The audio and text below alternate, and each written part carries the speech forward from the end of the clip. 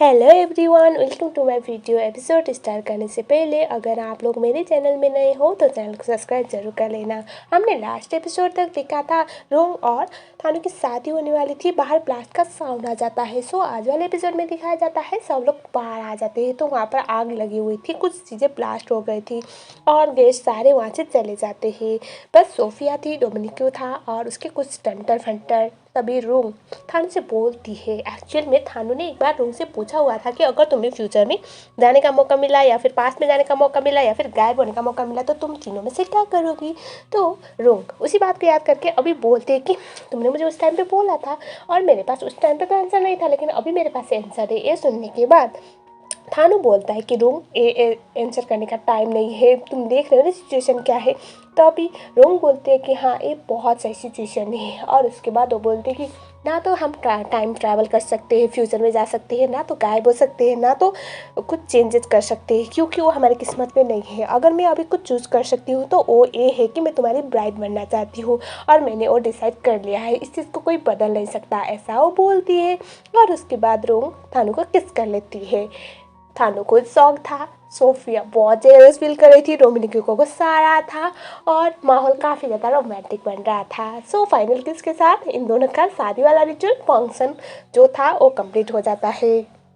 Sophia वहाँ से चली गई और जो ईर था वो भी वान को लेकर वहाँ से चला जाता है। हमें दिखाया जाता है जो दूसरा सीन था जहाँ पर रोंग, ये शायद नेक्स्ट वाला सीन था। रोंग सुबह उठती है, उसने कुछ पहना नहीं था कपड़े, बस वो कुछ ब्लैंकेट में थी।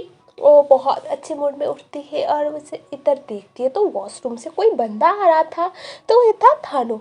उसे देखने के बाद वो बोलती कि पागल चिचोरे आदमी यहाँ पर क्या कर रहे हो, अगर तुम यहाँ से नहीं गए ना तो मैं चिल्ला दूंगी। ये सुनने के बाद थानू बोलता कि ठीक है चिल्लाओ, मुझे कोई प्रॉब्लम नहीं, अब तो मुझे झेलना पड़ेगा ना ये सब। ये बोलते हुए वो थानू जो था वो रोंग के काफ़ी करीब आता है। रोंग उसे अपने पैर से ऐसे रोकती है और वो बोलती है कि मैं यहाँ पर क्या कर रही हूँ, और कल तो इतने सारे रिचुअल थे, तुम सडनली मुझे यहाँ पर ले आए, मैं अच्छे से आराम भी नहीं कर पाए और मुझे याद भी नहीं कल क्या हुआ है। ये सुनने के बाद थानू बोलता है कि तुम्हें क्या लगता है कल क्या हुआ है, ये देखो कपड़े इधर उधर पड़े हुए हैं तो तुम्हें लगता है कुछ अच्छा हुआ होगा, तुम इतनी आलसी लड़की हो, मैंने तो सोचा नहीं था, ऐसा वो बोलता है।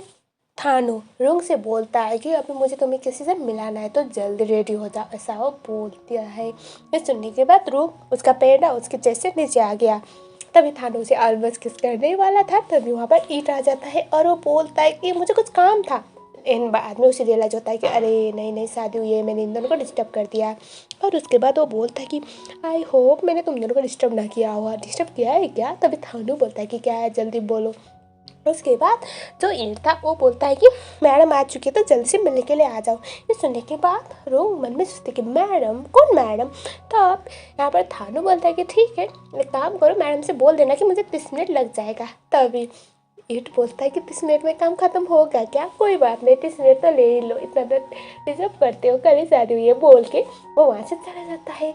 और रूम सोच रही थी कि कौन सी वाले इशारे कर रहा था, क्योंकि वो दोनों हाथ को जोड़ के सोच रहा था, जैसे बोल रहा था वो बोल रही थी कि इसका मतलब क्या है। तभी थानू उसे देखता है। थानू वहाँ से जाने वाला था, तभी रूम पूछती है कि एक बात बताओ, ये जो इशारे कर रहा था उसका मतलब क्या है। ये सुनने के बाद जो थानू था वो हंसता है और वो बोलता है कि कोई नहीं। तभी जो थानू था वो बोलता है कि मैडम वेट कर रहे थे जल्दी आओ। ये सुनने के बाद रूम बोलते हैं कि वो तुम्हारी तो ऑलरेडी वाइफ है और तुम मुझे मिस्ट्रेस बनाने के लिए आए थे ना, तो अगर ऐसी बात है तो हमारा एग्रीमेंट ऑलरेडी कैंसिल हो गया, मैं तुम्हारी वाइफ नहीं हूँ, ऐसा वो बोल रही थी। ये सुनने के बाद थानू बोलता है कि एक बात बताओ, तुम ये सब इसलिए बोल रहे हो, तुम गुस्से में हो या फिर जेलस हो। ये सुनने के बाद जो रूम थी वो एक पीछे उस पर मारने वाली थी। तभी थानू बोलता है कि रुको वहीं पर, और उसके बाद वो बोलता है कि देखो मैं तुम्हें 15 मिनट दे रहा हूँ, अगर तुम रेडी होकर नहीं आई तो मैं खुद ही तुम्हें ड्रेस लगा के लेके जाऊँगा, मतलब मैं खुद ही हेल्प करूँगा। तभी रूम बोलते कि मेरी मर्जी, तुम्हारे टाइम के हिसाब से मैं थोड़ी चलूँगी। ये सुनने के बाद जो था ना बोलता है कि अच्छा ठीक है कोई बात नहीं बोल के वो जाता है। रूम को उठा के वो चेंजिंग रूम में ले जाता है, वहाँ पर रखता है और वो बोलता है कि अब तुम खुद ड्रेस पहनोगी या फिर मुझे हेल्प करनी पड़ेगी वाइफी, ऐसा वो बोलता है। तभी जो रोंग थी वो बोलती कि क्या वाइफी वाइफी लगा के रखा है, मैं तुम्हारी कोई वाइफी नहीं हूँ। छी कितना घटिया सुन ऐसा साउंड कर रहा है, ऐसा वो बोलती है। और इसके बाद जो थानू था वो बोलता है कि देखो टैंट्रम थ्रो मत करो, तुम्हारे पास 15 मिनट है, तुम कपड़े पहन के आ जाओ, वरना अगर मैं तुम्हारी हेल्प करने लगूंगा तो तुम्हारे लिए दिक्कत हो जाएगी वाइफी, चलो बाय बोल के उसे किसी देख के वहाँ से चला जाता है। रूम बहुत इरिटेट हो रही थी और रूम देखती है कि उसका रिंग तो कहीं गायब हो गया। ये देखने के बाद जो रूम थी वो चिल्लाते हुए बोलती कि तुमने मेरा रिंग देखा क्या। तभी थानू फिर से रूम के अंदर आता है, ड्रेसिंग रूम। तो जो रूम थी वो बोलती कि तुम अंदर क्यों आए, मैं तो बस रिंग के बारे में पूछ रही थी। तभी जो थानू था वो अपने हाथ में रिंग दिखाता है और वो बोलता है कि ये मेरे पास से। और उसके बाद थानू बोलता है कि ये मेरे पास ही रहेगा, कल जो हमारी शादी हुई है वो बस एक सेरेमनी था, जब तक तुम इस चीज़ को एक्सेप्ट करने के लिए रेडी नहीं रहोगी, मतलब तुम दिल से इस रिंग को एक्सेप्ट नहीं करोगी, तब तक मैं तुम्हें नहीं दूंगा, तुम हम दोनों ऐसे ही रहेंगे, ऐसा वो बोलता है। थानू बोलता है कि जब तक तुम सच में मेरी वाइफ मतलब दिल से मुझे अपना नहीं लेती, मैं रिंग अपने पास रखूंगा। तभी रोग बोलते कि इतना लंबा चौड़ा भाषण तो मैंने मांगा नहीं था, मैं तो बस पूछ रही थी रिंग कहाँ पर है, तुम तो 1 पेज का भाषण लेके आ गए, अब मैं शावर लेने जा रही हूँ, तुम मुझे मत बोलना कि मैं लेट हो गई, तुम जाओ बोल के उसे भेज देती है। और दरवाज़ा बंद करने के बाद रोग को देखो ऐसे ब्लश कर रही थी। अगले सीन में दिखाया जाता है थानू आता है नीचे, तो वहाँ पर उसकी आंटी थी, उसकी खुद की वाली आंटी नहीं है, लेकिन जैसे कि वो एक अरफान था तो वो उनको अपनी आंटी मानता था और वो अपनी आंटी को सॉरी बोल रहा होता है, उसकी वजह से उन्हें छुप के रहना पड़ रहा था। और तभी उसकी आंटी बोलती है कोई बात नहीं। थानू बोलता है कि मैं सबको सॉर्ट आउट करके मैं आपको वापस हमारे पास रहने के लिए बुला लूँगा। थानू की आंटी बोलती है कि एक बात बताओ, तुम अपनी ब्राइड को भी रिस्क में डालने वाले हो क्या, प्लीज़ ऐसी गलती मत करना, उसे प्रोटेक्ट कर रहे। सुनने के बाद जो थानू था वो बोलता है कि उसकी फिक्र मत कीजिए आंटी, अब मैं रूम को कुछ भी होने नहीं दूंगा, बहुत हो गया, उन लोगों से मुझे डरना नहीं है, मैं उसे उन लोगों से ऐसे डायरेक्ट बात करने वाला हूँ, ऐसा वो बोल रहा होता है। तभी नीचे आती है रूम और रूम को थानू इंट्रोड्यूस करवाता है अपने आंटी से। और उसके बाद जो आंटी थी वो बोलती कि पता है तुम बिल्कुल अपनी मॉम की तरह हो। ये सुनने के बाद रूम शौक होते हुए बोलते कि आप मेरी मॉम को जानती है क्या, तो मिली है मेरी मॉम से। ये सुनने के बाद जो थानू की आंटी थी वो बोलती कि नहीं बेटा मैं मिली तो नहीं है, लेकिन मैंने किसी से सुना हुआ है तुम्हारी मॉम के बारे में बहुत सारी चीज़ें। ये सुनने के बाद रोंग अपने मन में सोचती है कि मैं जितना जानने की ट्राई करती हूँ इस बंदे को, और भी ज़्यादा पहेली बनता रहता है, ये मेरी मॉम को जानता है क्या है ये सारी चीज़ें। और ये सोच के उसका दिमाग ख़राब हो रहा होता है। हमें दिखाया जाता है अगले वाले सीन में जो सोफिया थी वो उसके पास आता है डोमिनिक और उसके बाद वो बोलता है कि हमें थानू का लोकेशन पता चल गया है। सीन शिफ्ट होता है फिर से रूम पे। रूम थोड़ा दूर से थानू को देख रही होती है, वहाँ पर आंटी आती है और आंटी बोलती कि क्या हुआ, तुम्हारे मन में बहुत सारे सवाल होंगे ना बेटा।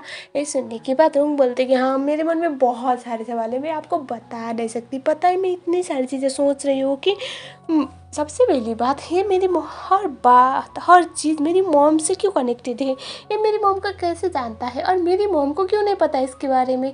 और वो बोलती कि कभी कभी ये बहुत अच्छा बनता है और कभी कभी बहुत शांत, कभी कभी ऐसा लगता है कि मैं इसे जानती भी नहीं हूँ। पता है मेरा सर फटने को है, प्लीज़ आप मेरी मदद कर सकती हो, कुछ बता सकती हो जो आपको पता है। लेकिन जो आंटी है वो भी ऐसे ही बात करती है जैसे थानू बात किया करता था। और रूम अपने मन में सोचती है कि आंटी तो बिल्कुल पजल की तरह बात कर रही है जैसे थानू बात करता है। और जो आंटी है वो बोलती है कि एक बात बताओ, क्या तुम उसे पसंद करती हो क्या। तभी रूम बोलती है कि मैं बहुत कन्फ्यूज हूँ। ये सुनने के बाद जो आंटी थी वो बोलती कि कोई बात नहीं, हम दोनों तो औरतें हैं, अब तुम शेयर कर सकती हो। तभी फिर से रूम बोलती कि मुझे नहीं पता। तभी वो बोलती कि अगर तुम उसे पसंद करती हो तो अपने दिल की बात ज़रूर बताना। और इसके बाद रूम जाती है थानू के पास और उसे बोलती कि तुम यहाँ पर क्या कर रही हो।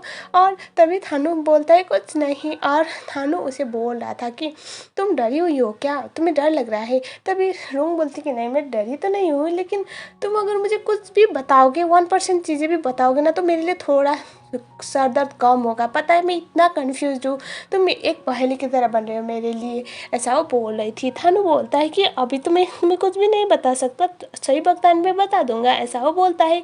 रूम बोलते कि ठीक है तब तक मैं देखती रहूँगी, ऐसा वो बोलती है। अगले सीन में हमें दिखाया जाता है थानू और रूंग वैकेशन के लिए निकल रहे थे। तभी रूंग को थानू बोल रहा था कि तुम्हें इस वैकेशन में मुझे और भी जानने का मौका मिलेगा।